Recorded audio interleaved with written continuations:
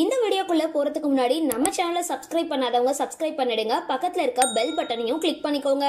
வாங்க வீடியோக்குள்ள போகலாம். தமிழ் சினிமாவில் ரசிகர்கள் எல்லாராலையும் கொண்டாடப்படக்கூடிய நடிகர்கள் வெகு சிலர் மட்டுமே இருக்காங்க. மேடை நாடகங்கள் தொடங்கி நடிப்பு, இயக்குனர், தயாரிப்பாளர்னு பல திறமைகளோட வலம் வந்துகிட்டு இருக்க நடிகர்கள் சிலர் மட்டுமே இருக்காங்க. அந்த வரிசையில இடம் பிடிச்சவர் தான் நடிகை மௌலி. திருவிடைமருதூர் சம்பமூர்த்தி கணபதி பாலகிருஷ்ண சாஸ்திரிகள் அப்படின்றதுதான் மௌலியோட முழு பெயர். சினிமாவுக்காக தன்னுடைய பெயரை மௌலி அப்படின்னு மாத்திக்கிட்டாரு.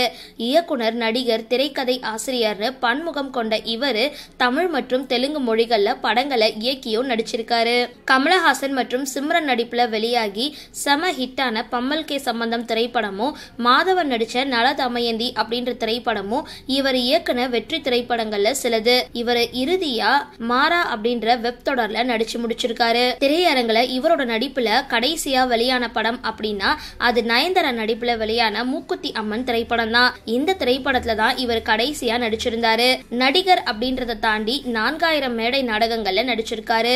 அது மட்டும் இல்லாம சிறந்த எழுத்தாளர் அப்படின்றதுக்காக கலைமாமணி விருதும் 5 நந்தி விருதுகளையும் வாங்கியிருக்காரு. 100க்கும் மேற்பட்ட படங்களை நடிச்சிருக்க மௌலி பல சீரியல்கள்லயும் நடிச்சிருக்காரு.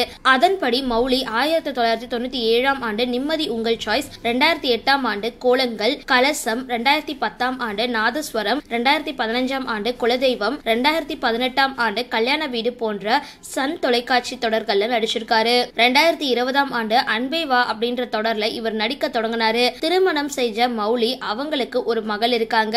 இவங்களுடைய மகள் ஸ்ரவந்தி ஒரு கர்நாடக பாடகி ஆவாங்க. மௌலியோட சகோதரம் சினிமாவில தான் இருக்காரு.